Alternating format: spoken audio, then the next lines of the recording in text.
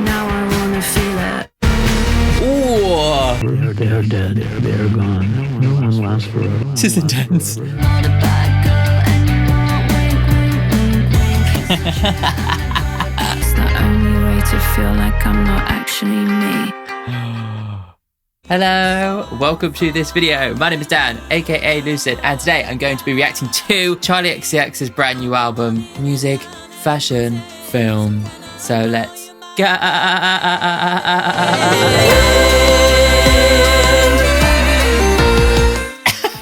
Anyway, I hope you're all having a lovely week. I just got back from Portugal. Do I look tanned?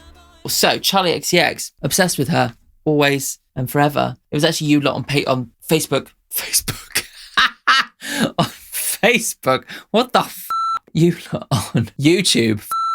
Who got me into Charli to start with. Pop 2, How I'm Feeling Now, Crash. So when Brat came around, I had it on my list of ones to react to, but I don't think any of us knew like how much it would pop off and just become like this whole other thing. And it really felt amazing to kind of see her have this moment that she really deserved for all this time, you know, with the Brat summer and the bright green and all that side of things. People forget that the album was actually really, really, really, really good. And it was just so fascinating to hear like these incredibly well-written songs and really like punchy songs have like such a kind of center of like intimacy and truth, fear and anxiety and all this stuff, as well as it being like an irreverent, edgy dance pop album, you know. We then also had Wuthering Heights earlier this year, which felt like a really nice kind of palette cleanser. That said, a lot of people seem to have not moved on from Brat.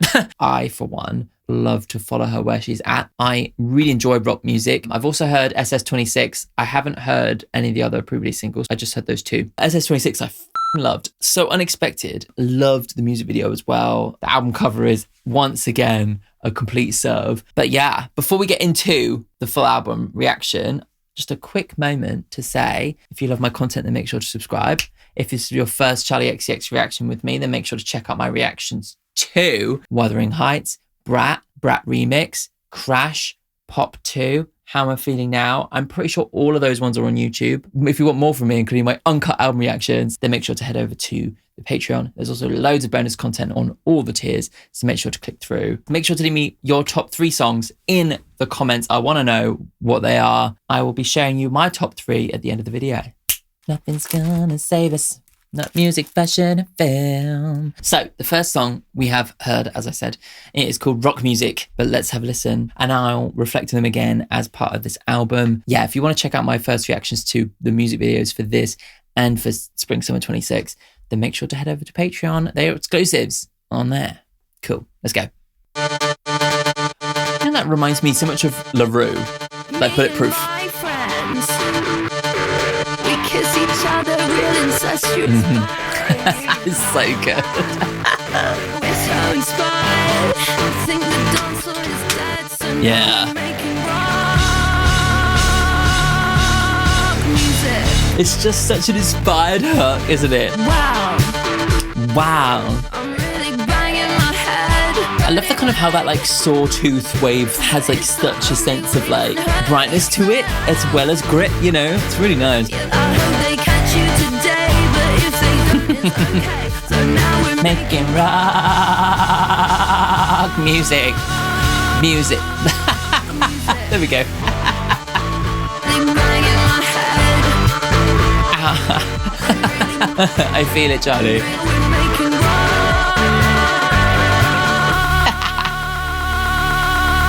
It's so good, isn't it? It's the most Charli XCX thing. The humor in it, the attitude in it, it just works for me. It's slightly slight in terms of like its production and stuff, but I think for me that represents the balance of what like Charli is trying to do with her production, which is keep things like really focused. Anything that doesn't serve the song, cut it out. Clear, clean cut. It's a vision. I think that's what Charli represents as a musician. Let's jump into the lyrics because we're going to pull together some sort of like narrative as we're listening through this album. So as always, I will be going through the lyrics. Me and my friends, we go out, we take pictures and make stuff together. And sometimes we cry. We kiss each other. Really incestuous vibes. And you like that. Yeah, but on to the next. I think the dance floor is dead, so now we're making rock music. You know, we're starting off in a quite a meta way, as per Charli, as usual, speaking about their motivation for moving into this style, this genre, whatever it is that they're doing, this new place. Okay, so the dance floor is dead line got like a lot of like weird blowback online. People like taking it completely out of context, because this kind of pissed me off actually.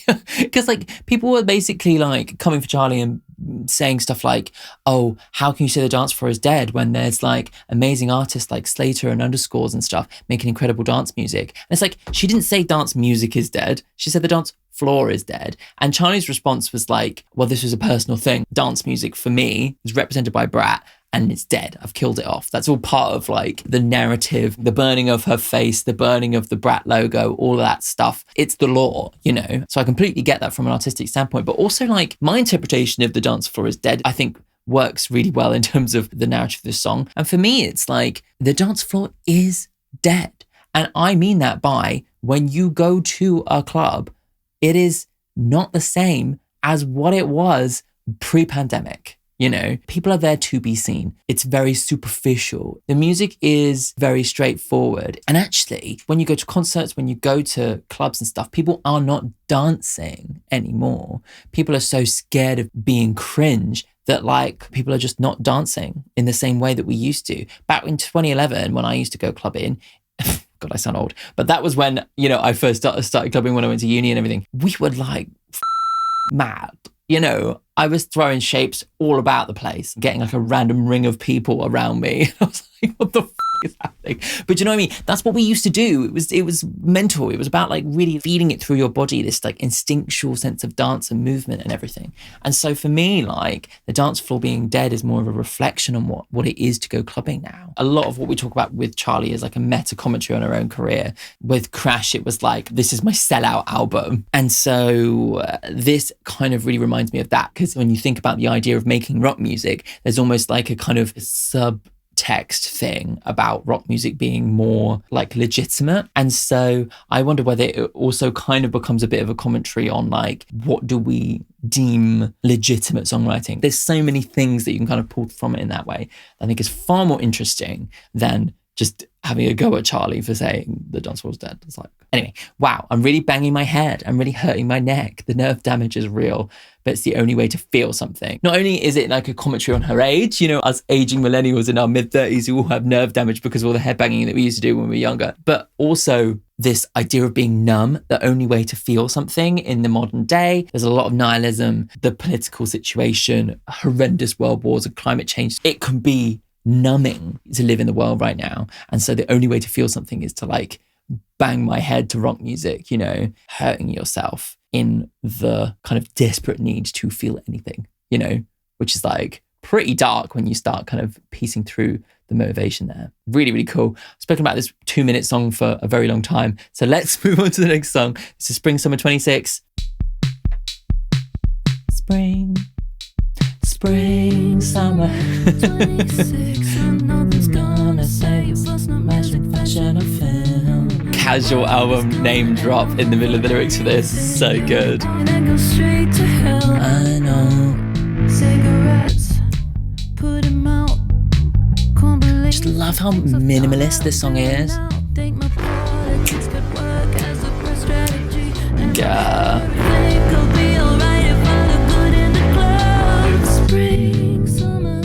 I love that like this like rising fear and anxiety kind of comes through the verse, and then we go down into the chorus and it's almost like, you know, completely detached, isn't it? Like, oh. I was hacked. It got taken out of context. Obviously. I didn't do it, even if I did. Yeah. It's just sick, isn't it? It's about like there being like absolutely no moral flaw for what is true and what's not, you know? It's really dark. Who gives a shit what I say, whether it's true or not, as long as I look good? Oh.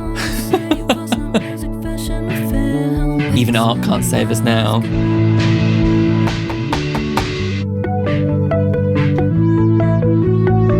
Yeah.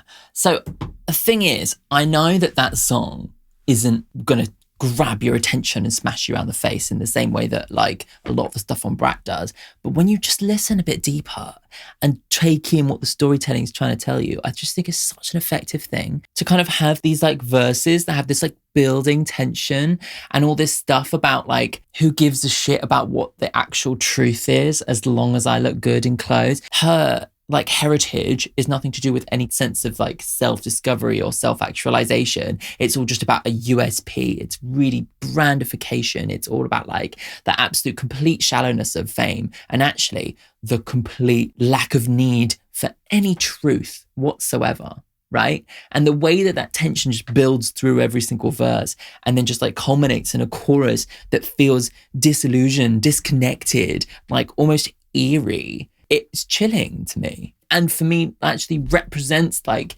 the nihilism of the times, you know, in a really effective way. The way that she just sounds completely like almost like hollowed out in the choruses illustrates the way in which she kind of has sold her soul to capitalism, which is kind of necessary in being a pop star, you know? It's just like, whoa, it's dark. It's excellent, you know? So you can all get to people who don't like it. Spring Summer 26, and the world is going to end. No hope for any of it. We're walking on a runway that goes straight to hell. Nothing's going to save us, not music, fashion, or film. So the runway walking straight to hell is like this conveyor belt of capitalism. We earn more, we make more money, inflation goes up, money is worthless, so we have to keep earning more and more and more and more. Where does it end? If not hell. You know, and the runway being like a kind of metaphor for that is so clever because fast fashion represents like consumerism. And especially now, fashion cycles are going so fast because of social media, blah, blah, blah, blah, blah.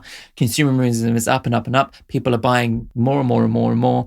And it's like, where does this end? Oh yeah, it's climate change, climate crisis, wildfires, you know. So it's a really, really clever, apt metaphor. We've got one way to go and it's off the deep end. And it is nihilistic, yeah. Nihilism being like the end of the world is coming and there's nothing we can do to stop it. Having no hope, you know. And then, yeah, nothing's going to save us, not music, fashion or film seems to be. Obviously, we're talking about the album title, but it's about art, you know. Art has always been the thing that breaks us free from the mundanities of life. But all those things, music, fashion and film, have all been corporatized. Like now we're getting to the point where like the best way for people to make money from music is to get an AI to make it and to make everything sound exactly the same and for us to just consume it with no critical thinking or anything. And, you know, you can say the same thing for film and fashion as well. Yeah. When you actually really dig into this, it becomes like so eerie and very reflective, I think, of like the feelings that we're all going through at the moment, you know. Cigarettes, put them out. Can't believe the things I've done. I don't do them now. But I didn't do it. Even if I did, it's not my fault. I wasn't there. This is talking about truth, you know, the way that the foundation of truth has been basically ripped from beneath us by the powers that be. She's kind of looking at herself and seeing what she's become and kind of being scared of what she's become in the way that all the humanity has been taken out of it. My politics could work as a press strategy and my heritage could give me quite the USP. All humanity has been stripped out of it. All truth has been stripped out of it for the needs of capitalism.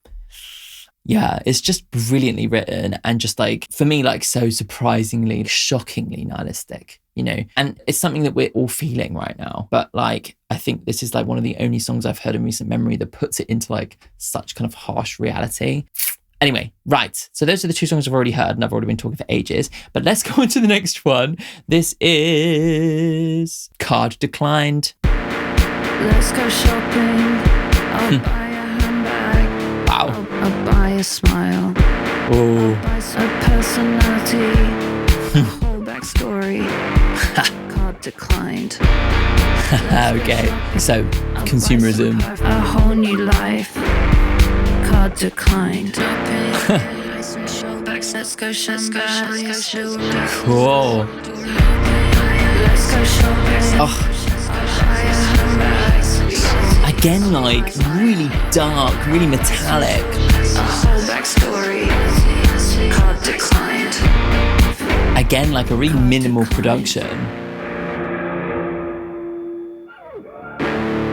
God, focusing on like the dirty, kind of saturated guitar, like dirge, you know, it's really heavy. Card declined. Oh, Let's go shopping.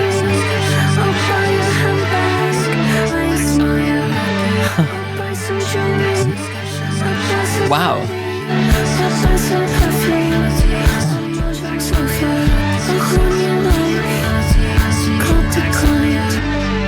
Interesting. Two sides to this song, hey? Oh my God, I love it.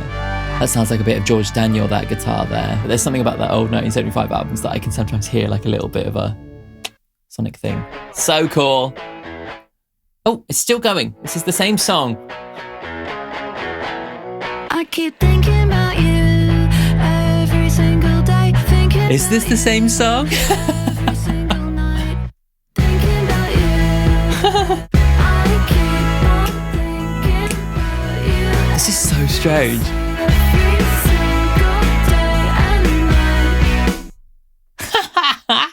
It's like a little fraction of an idea that just gets like bolted onto the end of that song. That is really interesting, very strange. It kind of reminds me of like, you know, when you get like an old CD back in the day and there would have to be like a secret song on the end of the album. It kind of gives me a bit of that. Again, like we've got like a real stark sound. Really just like choosing a few sounds and like really blowing them out. It feels like they're exploring the guitar. Like what can they do with an electric guitar? How can they morph it? How can they make it sound ugly? How can they make it sound pretty? You know, it really kind of is playing with like the edges of what guitars can sound like. Let's go shopping. I'll buy a handbag. I'll buy some shoes. I'll buy a smile. So we're furthering on this like idea of buying happiness through capitalistic gains. You know, this is all about consumerism. I'll buy some jewelry, a personality, a whole backstory, card declined. Yeah, buying a smile suggests that you're not happy, but you'll try and buy one to avoid the dark feelings. A new apartment, llega la cultura. Oh, okay, it's a watch. A whole new life, card declined. Yeah, like a symbol of money. It's all about showing off that you have money, right? Maybe it's a bit of reflection on like, maybe she's like actually kind of coming into money with the success of Brat and like renegotiating her deal and stuff. And maybe that's the reflection here, is that like, is it worth it by like spending £10,000 on a watch just to show people that you can afford to buy a £10,000 watch? Like that really starts to kind of like undermine consumerism. It doesn't matter how much you earn, they will find something that they can persuade you to spend that money on. Yeah, it's repeated the whole way through. And then the second part, I keep thinking about you every single day. I keep thinking about you every single night. I wonder what that's about in like comparison. Maybe there's this idea that somebody that you see online will always have more than you have. It's interesting like how this song has like almost like three distinct parts. Obviously you have like the last section, which is basically a different song, but like I like the way that it's split into two, in the way that it's like really noise based at the beginning and then it kind of becomes more like melodic halfway through and reveals a bit more of an intimate emotional side. I wonder whether it's meant to be kind of the two sides of this coin, the dark side of it, you know, the consumerism, the end of the world shit that we've been going on about, and then the other side of the coin is someone just trying to feel something. That's kind of what I'm getting, I think, from the two sides of that song. Because if you think about those lyrics in the context of like that kind of noise-based sound, seem really cynical. But like on the other side, when you then hear it with a bit more of melody, a bit more intimacy in her voice and everything, it just sounds like someone trying to feel something, someone who seems quite lonely trying to feel something. That's what I take from the two sides of that song. Yeah, very interesting. Right, next song. This is Camera. Ooh, nice. Oh, I like that guitar. That's very cool. Kind of reminds me of like Red Hot Chili Peppers or something. I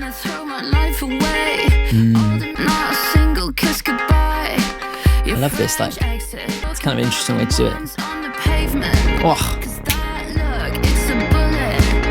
I love the sharp angles of every song as well. The way it just comes in. Oof. Yeah. Oh, I love that. Oof. Cool. I love how jagged it is, but I love that sense of like emotion in the chorus, you know? Something kind of violent, daring to fail and being ugly. 'Cause all I know is how it makes me feel, and it makes me feel how it makes me feel when the camera's on. Yeah, it makes me feel. Yeah, wow. It's like attachment to being seen. I can be anything I want to be, and I can feel the things I don't normally feel. Wow. It's like I'm looking down the barrel of a gun. Fucking shoot me. I don't feel embarrassed what I need, 'cause it's the only way to feel like I'm not actually me. Oh, oh my God, I just got chills all over me. Oh my God, that's spreading down my legs. That, wow. Oh, wow, shit. Woof. Oh my God. I'm just getting waves of chills from that. Like that last like punctuation point of that song, just to kind of like, it's shocking. Yeah. Like, oh God, that is such a cool song. I just absolutely adored this. Like, is it a beautiful song about self-actualization, or is it a really dark song about losing a sense of self and not being able to be yourself unless someone's filming you? Because like the song sounds quite beautiful. Obviously you have the jagged edges, you have the harsh dynamics, all of that stuff. But that guitar, I love that guitar. There's like twinkly sounds. There's like really intimate kind of melodies and stuff happening in the chorus that have this like dreamy kind of nice quality. It's like the feeling, it makes me feel, you know, it's like the emotion is there. This album so far has been like detached from your emotions. It's like I'm traumatized by what's going on in the world and I can't feel anything. And yet she's found something that makes her feel. The song sounds like it. You suddenly get this feeling of emotion. And in an album that's been very noise-based so far, to have this like beautiful thing in the chorus is a really refreshing, and paired with the line, it makes me feel, it makes you feel. And suddenly it's like the emotions are coming out when we thought we'd lost them. And yet, she is still completely detached from who she is. You know, it's like the only way for her to access emotion is for her to not be herself. And it kind of is a twist of the knife, you know. It just feels gut-wrenching and surprising. Yeah, so cool. It makes me want to throw my life away. All the music, all the people, not a single kiss goodbye. Your French exit, chase the stars. You're the ones in your eyes. Oh, but let's be honest, I'm talking about the ones on the pavement. Oh my God. And I love the way that the beat came in on Pavement. It's like, pavement. It's like, it was so sick. But yeah, like, she's pretending that it's all about chasing the dreams, but she's like, in reality, it's about fame, you know? Oh God. Oh yeah, like really cynical, you know, really cynical. She's like, I'm almost to the point where I just want to throw everything away and just fully dive into this like completely cynical, fame-driven machine. Let go of the music. Let go of like the beauty of like chasing your dreams for the like absolute like cynicism of chasing the stars on Hollywood Boulevard, you know? Do I want to make music? Am I being fucking stupid? If I try to be the girl on the screen when I'm turning 34? The girl on the screen. Wait, that is a 1975 reference. Maybe I would like you better if you took off your clothes. The girl on the screen, maybe it's like, because she's in a movie, right? And so this is like, maybe her considering like, well, like giving up on music to chase acting, I suppose. So she's asking herself, like, am I doing that? Is that what I'm doing? Am I completely selling myself for the idea of being a movie star? Interesting that we've already gone through music, fashion, and film. And actually that makes so much sense when you think about the titles of the songs as well. You know, music, rock music, fashion, Spring Summer 26, and film, Camera. And those were the singles, right? Yeah, see? But all I know is how it makes me feel when the camera's on. Yeah. So maybe it's like this experience of acting, going into the mindset of somebody else and escaping yourself, making you feel free. Yeah, maybe free from the pressures of being a pop star, free from the pressures of what people already know her to be, something new and undiscovered, and something kind of violent, daring to fail and be ugly. I'm inspired and alive. There is a beauty in this song, discovering almost like a new art form. But it's like the motivation for discovering this art form, is it because she's scared of being herself? Is it because she's chasing fame? Like there's all sorts of very personal, traumatic questions that are also being unpicked in between the lines, you know? And this idea of like trying something new and being okay to fail at it can be like a very freeing thing, you know? Yeah, I can finally be totally honest. It's like I'm looking down the barrel of a gun. F***ing shoot me. Yeah, maybe this is it. Maybe it's what I need, because it's the only way to feel like I'm not actually me. And that's like the twist of the knife at the end. I got chills again. When she actually looks at the psychology of why she's loving it so much, she's like, oh, I'm just not okay with who I am. Which is like, whoa, shit. Amazing. Fucking phenomenal. I literally love that. This is like a half an hour album, and I'm going to be here for like hours. So let's go on to the next one. This is 2007. I can take you to heaven like it's 2007. So we're going back to the beginning. I can take you to heaven like Nice. it's 2007. Pop star in my bedroom like it's 2007. Nice. Well, I love the glitching vocals there, adding such a cool sense of rhythm to it. Yeah. Pictures on the sofa, become pictures on the screen. I can take you to It's almost like reflecting on like early social media, you know, the kind of the simpler times, you know. like it's 2007.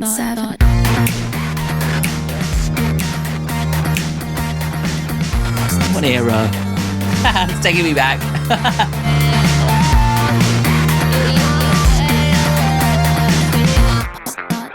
I just love the rhythm in this. It's 2000. Very cool. Really enjoyed that. Again, like we've taken a very dry approach to sound design, kind of more conventional guitars in this song, but like really adding in that sense of friction by like really chopping up her voice. And I love the kind of like, almost like the innocence in that one. Maybe if we're looking in this in order, we're talking about some really heavy subjects, and it feels as if it's all gotten a bit much. And almost this is an escape into nostalgia, which I think is like very pertinent to the millennial experience. I think Charli's like a year older than me, so she'll be like 16, whereas I was like 15, I think. Yeah, so this is like a simpler time. For her, it's kind of before she's really taken off, but for all of us, it was like a simpler time of the internet. The internet didn't represent a tool for people to wage war and political algorithmic gain. It was a place for us to post our photos on Bebo.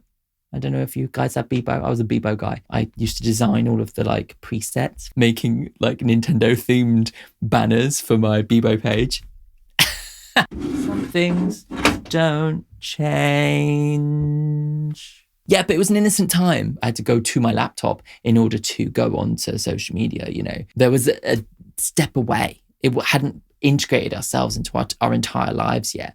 And so it represents something beautiful, you know. I can take you to heaven by seeing your photo on Bebo. Do you know what I mean? It's like there's an optimism, and it feels as if almost she's escaping into that optimism, escaping into the nostalgia as a way of like escaping all these nihilistic feelings that we've presented up until this point, you know. I can take you to heaven like it's 2007, pop star in my bedroom like it's 2007. At this point, she was still just a pop star in her bedroom. She was still kind of a burgeoning artist. And yeah, it's like for her, it's like reflecting on her early career. Like maybe she's thinking about what she could have been. What hopes does she have as this pop star in her bedroom, you know, the optimism of that youthful time. This girl is who I want to return to because there's an innocence there that's like free of all this like nihilism, you know. Yeah, I need to stop using the word nihilism and I need to think of new words. Next song, this is I'm Afraid. It's gonna get better. Ooh, that is totally on the left, right? It's not just my headphones. There we go. Wow. Share.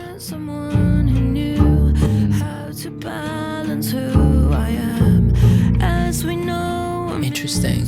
I don't blame him though.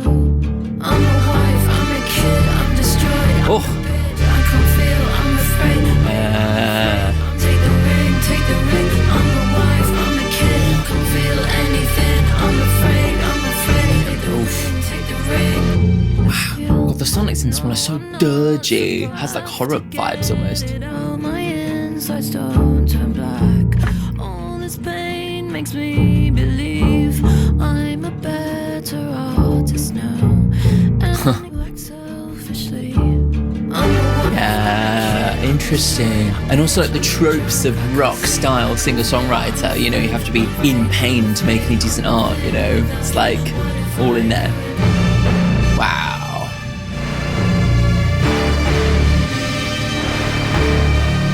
Wow, that was heavy. The sound of that song just felt like a heavier version of everything we've expressed so far. It just feels like dirgy and almost like oppressive, you know. It reminds me of House, you know, I'm thinking gonna die in this house, that song. Fascinating. And also like this idea of like her getting married and almost like the pressure of the commitment. I feel like that's kind of what seems to be getting to her. Happiness came in a box, never meant that much before, till I met someone who knew how to balance who I am. The box I guess like with the wedding ring in it, I suppose. And like this idea of her falling in love has actually been so lovely through like Everything Is Romantic and like the remix of that. And actually a lot of the songs on Wuthering Heights seem to be expressing her like new sense of romanticism.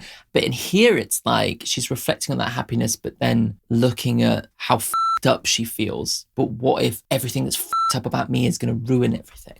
I'm a wife, I'm a kid, I'm destroyed, I'm a bitch, I'm too drunk, I can't sleep, I can't feel, I'm afraid. Yeah, this idea of like not being able to feel, being detached from your own emotions, like this kind of manic quality. She's like, how can I be a wife to someone when I'm just a kid? We returned to 2007 and now, you know, the trauma that she gained when she was young, she's not free from. And she's afraid of putting it on George, you know? It's complicated how I feel. I know I'm not supposed to say, but I have to get it out so my insides don't turn black. Oh my God. All this pain makes me believe I'm a better artist now. An excuse I tell myself to act selfishly. Oof. Jeez, yes. Her committing to someone and marrying someone is supposed to feel like a beautiful thing. And yet like there's so much complexity in the way that she feels. There's so much darkness in the way that she feels. And it feels like taboo in even saying it, but she's got to get it out of her system. Yeah. And then there's this almost like this, like being addicted to pain, maybe like purposely f***ing things up and understanding that there's a bit of that in her as well, because she thinks that like it makes her art better, but she understands that it's actually just an excuse just to be completely selfish,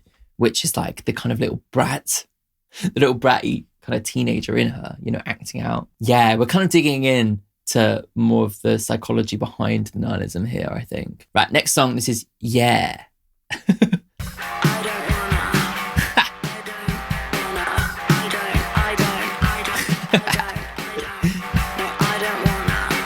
What don't you wanna?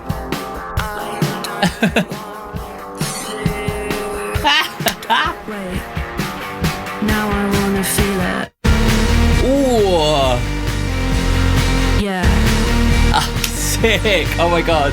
It's like a sudden, actually like, wait, no, I do want to feel something. Talking about like stripping away a song to its bare bones, you know? I guess it's like avoiding your feelings, right? Until you can't. This is so fun. Wait, now you wanna feel it. Yeah. Yeah. It's so good. This is like Charli at her most like driest. Ooh. Yeah.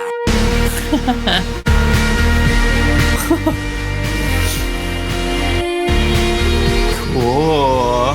It's almost like psychedelic, isn't it? Whoa, all the feelings are coming in, you know. Sick. Oh my God, that's so weird.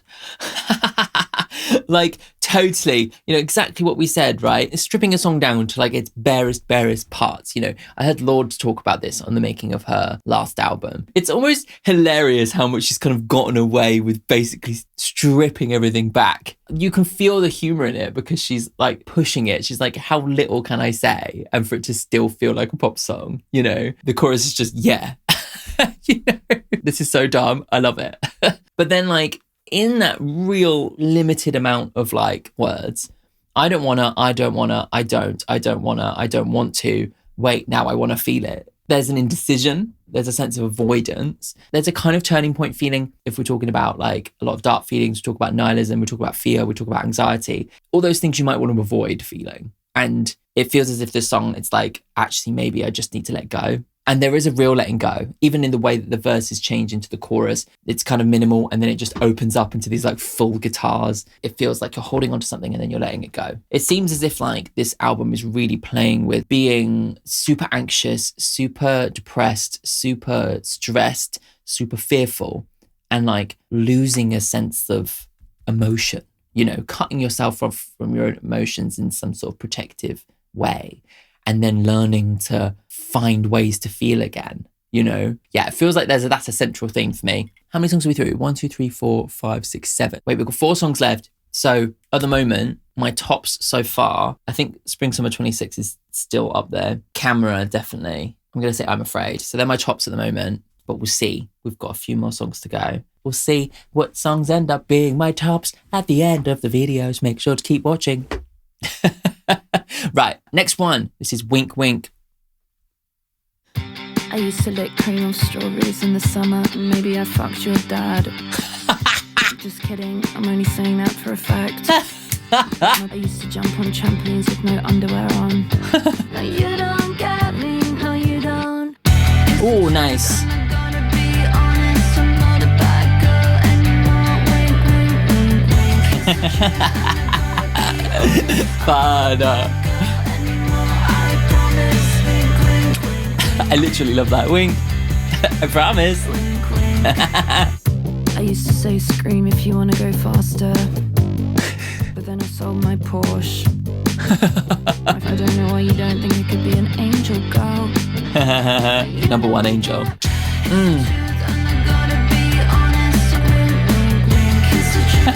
I literally love the humour in that. The idea of saying something and then being a wink.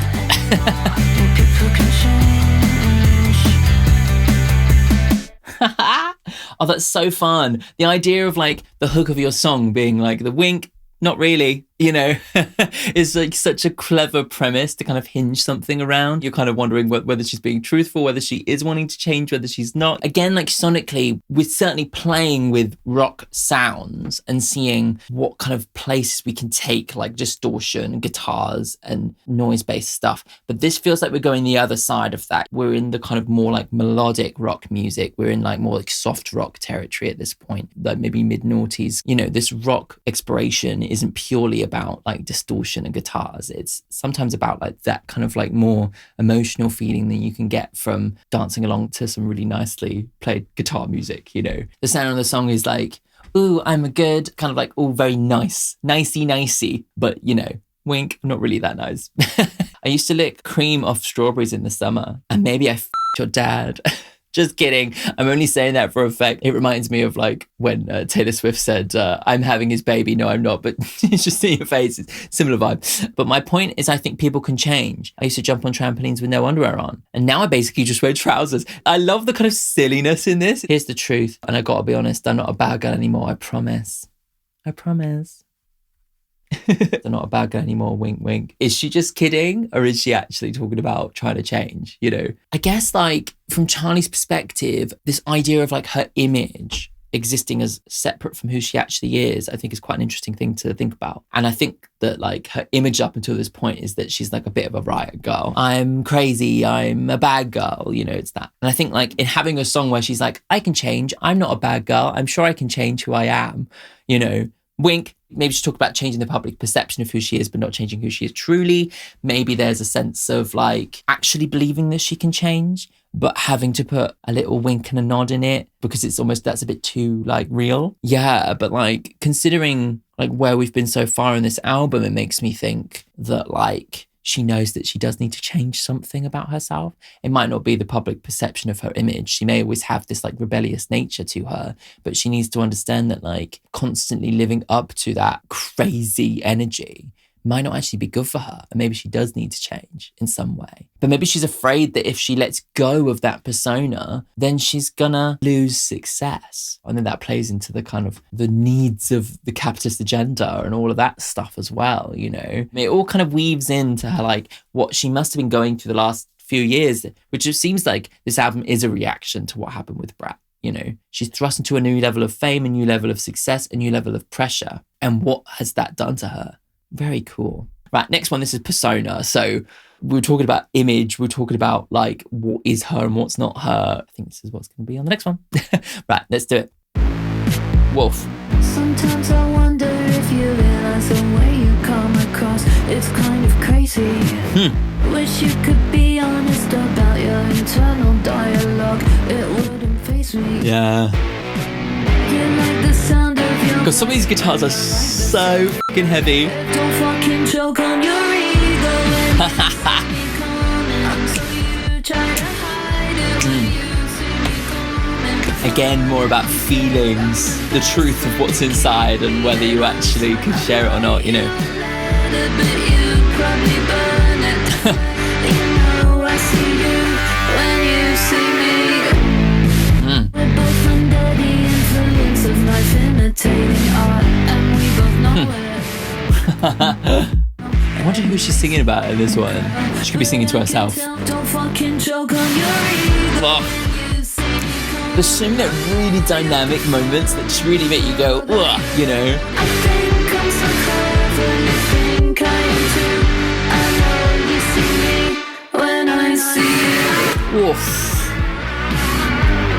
that like out of tune, like what even is it? Whoa. It feels like what hyperpop did to pop music in terms of stripping it down to its bare parts and putting it up to 11 feels like what Charli's doing with rock sounds. It's like, if you think about like Vroom Vroom and stuff, even up to Brat, you've still got exactly the same process in terms of like what Charli's doing, but she's just using a different palette. It's still a very, very Charli XCX album. She's just using a different set of colors. And I really love kind of seeing her express her unique vision through using a different set of paints. Sometimes I wonder if you realize the way you come across. Wish you could be honest about your internal dialogue. It wouldn't faze me. So there's an idea of separation between who you are, what's actually going on inside your head, and the way that you come across to other people. Like there's, especially with boys, there's like a way of like being afraid to be seen as a tryhard, you know, especially like in art as well, in like kind of music scenes. A lot of us are like real musical nerds and we really care a lot about the details. And yet we all want to come across like we couldn't care, you know? Don't fucking choke on your ego when you see me come in. I know you're performing. I know that you're hurting. I'd write you a letter, but you probably burn it, deflect, and then shower me in adoration. I wonder whether this is about Alex, as in A.G. Cook, Alex. Obviously, they have a long friendship at this point and like a working relationship. And maybe she's like kind of writing this knowing that he's going to produce it and be like, you know... We're both under the influence of life imitating art, and we both know it. It really is like trying to untangle the way in which, like, you know, as artists, there's a version of themselves. This is what I put across in my art. This is who I am as defined by my art. But it is a persona at the end of the day. Like, music is always going to be a facet of who you are. But even like if you expand it into like social media, like we all have personas nowadays. We all put a version of ourselves across on social media that doesn't represent the complexities of who we truly are. And a lot of the time it is representing a version of what we want to be, not a truthful version. And so I think like the idea of untangling the difference between what's truly going on inside yourself versus like what you are presenting to other people, I think is a very interesting thing, especially as part of this album. We were talking about like the kind of pressures of late stage capitalism so much. And this feels like part of that conversation, you know? Right, let's go on to the next one. This is Magic Metal Montana. Yeah, right, let's go. Oh, I love that super gated snare. So special just to know you. You make music, we talk that way. We love your girlfriend, I cry if you die. Yeah. You speak my language, but we're different. You like old things, magic metal and Montana. I would be nothing without you. Oh, this is nice. Oh, I like the halftime here. Yeah, you make it easy for me. Ooh. Oh, I love it.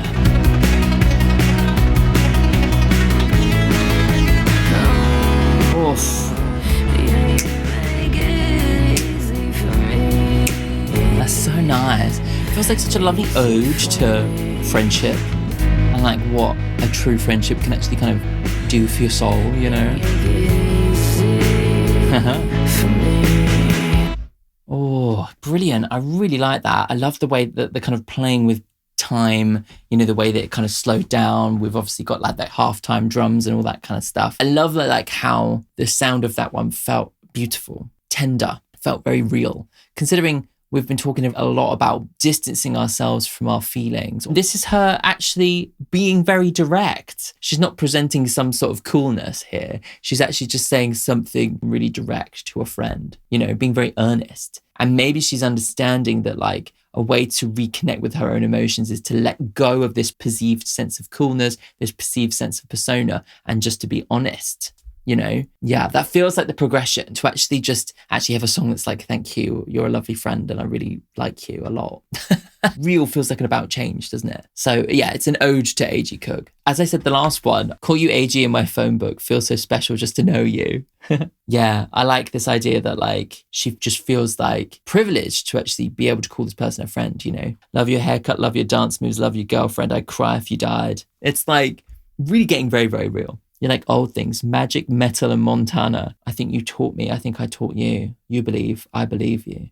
Thank you so much. I'm lucky. I think like this idea of having a deep friendship connection can be a very fulfilling thing, especially if you're feeling like distance from yourself or like not understanding yourself. To have somebody who can ground you in this way, who kind of understands you in a way and allows you to express some maybe darker feelings with no judgment is such an important thing for us. Yeah. And it's really interesting that like she's got to this point in the album and had that realization, you know? Oh, you make it easy for me. You make it easy for me to express myself, to be who I am. I love the instrumental break was basically Alex AG himself having this little synth solo, you know, almost like his way of responding, which is really beautiful. Yeah, a very fascinating place to go. I really, really love like what we're kind of like learning throughout the story of this album, with that previous song, like really kind of adding such an extra layer to it. Before we go into the final song, this is a quick shout out to my patrons. Yes. Thank you everybody on Patreon who supports me. You are the best people in the world and you have made it possible so that I am actually a full-time content creator and podcast editor, freelance person. I quit my part-time job last month and it has been amazing. And it's all because of you guys over on Patreon and I love it. It's great. It's brilliant. I've been trying to do extra stuff. So there's actually loads of bonus stuff going on Patreon right now. I've been doing like full tour reactions for Madonna and I'm going to continue doing Madonna and maybe looking at some other artists as well. So if you want to join over on Patreon and get access to all that exclusive bonus content, and you can do, the link is in the description. Here's a quick rundown of what you'll get. So on the free tier, you get access to all the updates. So I do a weekly newsletter talking about new music, what I'm doing in terms of, you know, my content, my music, what I'm doing in my personal life, what I'm up to, went on holiday last week. On the £3 tier, you get access to my kind of short form bonus content. That's music video reactions, live performance reactions, including my tour reactions, new music, my opinion pieces. I've been doing like monthly kind of check-ins on what's going on in music, like that kind of stuff. For instance, like when Wuthering Heights came out, I did a video chatting about like the connection between the music and the movie. And then on the £7 tier, you get access to everything plus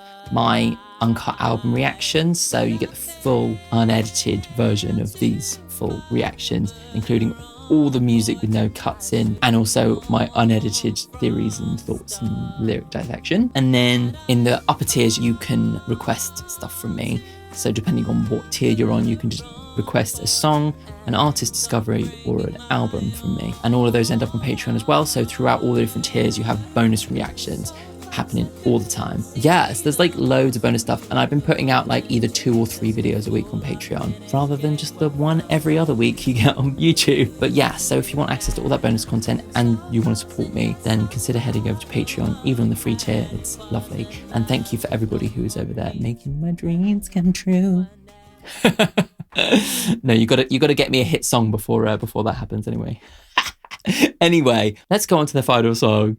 This is No One Lasts Forever with David Cronenberg. I don't know who that is, but let's go. This one's 5 minutes and 42 seconds. Every other song's been like a minute or 2. Cool.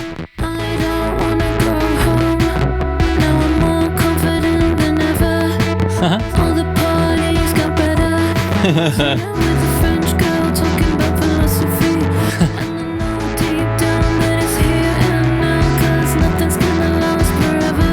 Yeah. Nothing's gonna last forever. Everyone thinks I've got a problem, that I'll put the drugs in my veins. So with a French girl talking about reality, she says no one really knows what the future holds, but we know nothing's gonna last forever.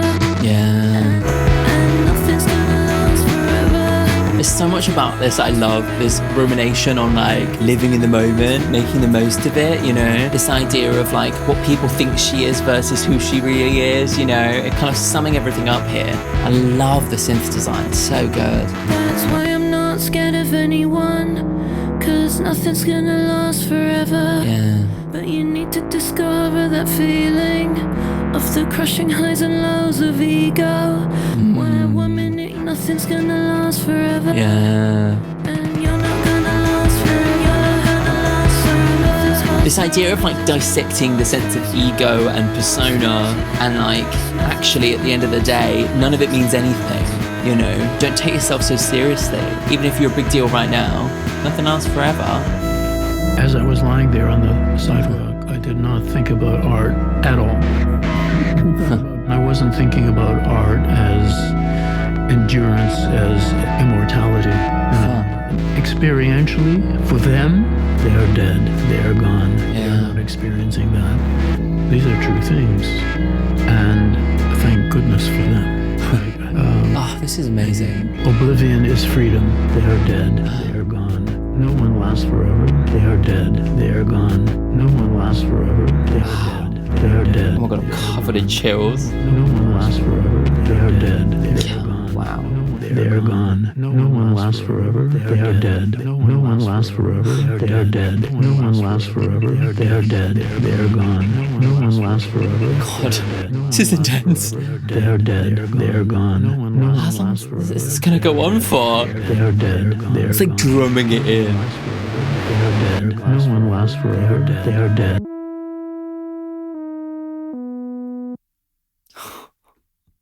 Wow. Oh my God, what an ending. That's crazy. That went on for so long. It's like the weight of that being said again and again and again and again is almost enough to drive you crazy, but is also very freeing. And I think that kind of ends up being the kind of central learning at the end of this album, is that like life is fucking short. And actually, like, we can't be immortal, so why fucking try, you know? As a final song, I really love like having a realization, like a philosophical realization at the end of this album that kind of almost puts to rest all of the anxiety that's been felt so far. It feels like an incredible thing to kind of like start the album with this sense of like nihilism and just being like, everything's fucked. And to slowly realize the things that kind of bring you back down to earth and the things that destroy your ego and free you to just truly access like a true part of yourself. It's about grounding, isn't it? I think. And this is like a central realization that I think is very grounding for all humans, you know. It's something that we all come to terms with in our own ways. Yeah, really amazing. And actually like to kind of make a kind of like rock music inspired version of a Charli XCX album that actually goes even deeper into some of the kind of the emotional core of what she was exploring on Brat, I think is like a brilliant way for her to like iterate on her creative process and create something that feels very, very Charli, but takes us even deeper, you know? Right, let's have a little look at the lyrics and then try and sum this all up. I don't want to go home. Now I'm more confident than ever. Since everyone knows my name, all the parties got better. So this is like a real reflection at the end of the day, like on how past Brat, she has found a new level of fame and notoriety. And there have been some really great times. And actually, if she's so lost in her head, under the pressure, under the fear, under whatever, then she's going to miss it. She's going to miss all the good stuff that's kind of come from this. And actually, there's also a sense of like admitting that you're having a really good time in this moment feels like a very earnest thing to say. And maybe something that if you were too cool for school and you had this sense of persona and you weren't being truthful about how you felt, you wouldn't say that, would you? You'd be like, yeah, whatever. But actually, she's really reached a place of being extremely earnest towards the end of the album. Now I'm sitting on the floor of a Parisian apartment with a French girl talking about philosophy. And I know deep down that it's here and now because nothing's going to last forever. And that really is such a grounding thing to be able to kind of admit to yourself that we're all going to die, you know? And so it's good to make the most of the here and now, to appreciate what you have. Everyone thinks I got a problem since everyone knows my name. Irresponsible and rude, and that I'll put drugs in my veins. There's a separation of who she is and what people think of her has been a real kind of like key thing. Maybe she can't actually control what people think of her. They might understand who I am, they might not. But actually, it doesn't actually matter whether they understand me or not. Because at the end of the day, we're all going to die, so who cares? But it's such a freeing thing. But you need to discover that feeling of the crushing highs and lows of ego, where 1 minute you know you're the worst,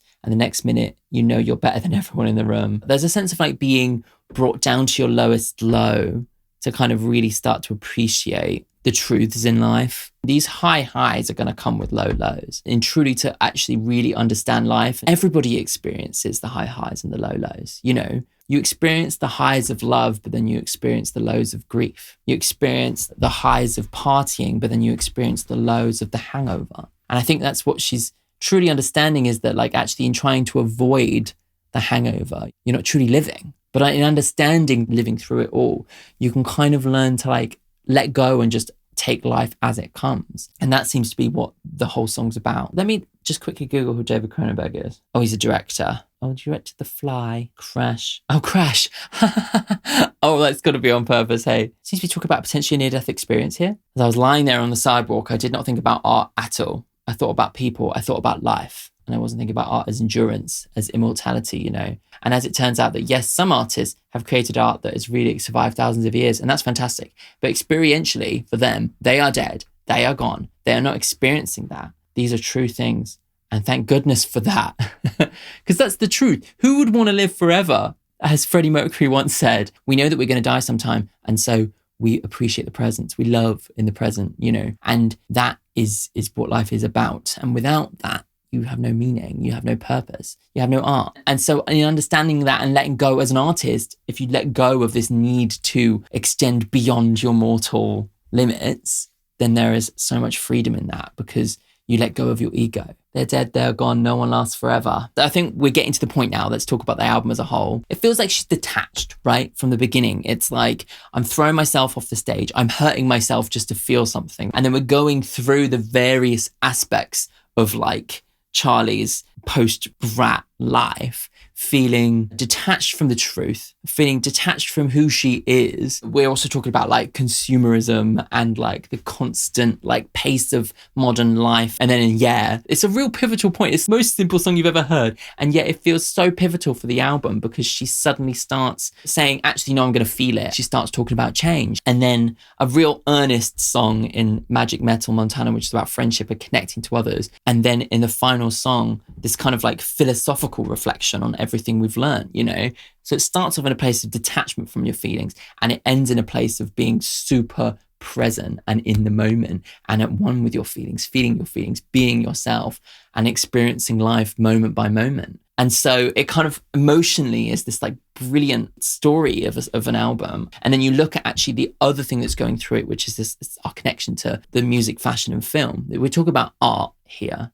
And I think that like there's this other thread of like genre, you know, even the fact that this is an rock album, you're kind of looking at the idea of art, creation, fashion, film, this creation of art, and like what do we all do it for?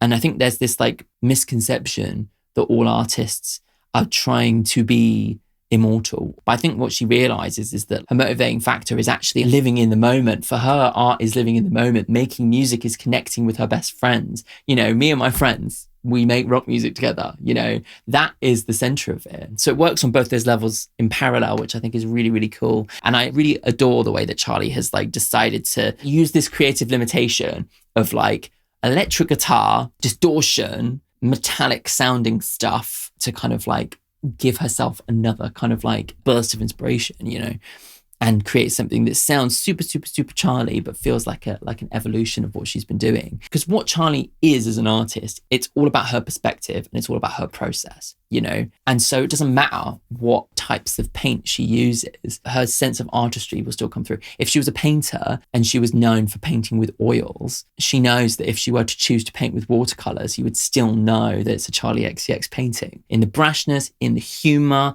in the meta commentary, in the kind of emotional trauma diving, which is now actually becoming much more part of her artistry. It's all still there. It's just done with a different palette. I feel like it's a less listenable album than Brat. Well, maybe it's not even a criticism, but like an observation is that it tips further into art music than it does into like listenable pop. There are songs on there that I wouldn't stick on, you know, but as a kind of artistic expression, I think are really powerful. So that's kind of where it sits for me. But yeah, what she's telling with the storyline and what she's kind of saying about philosophy and art and understanding yourself and persona and ego and fame, I just feel like is completely fascinating and really amazing that she can do so with so little words. And it's a half an hour album, yet I've been talking about it for ages. Like it or not, she's certainly making statements and I cannot support that more. So yes.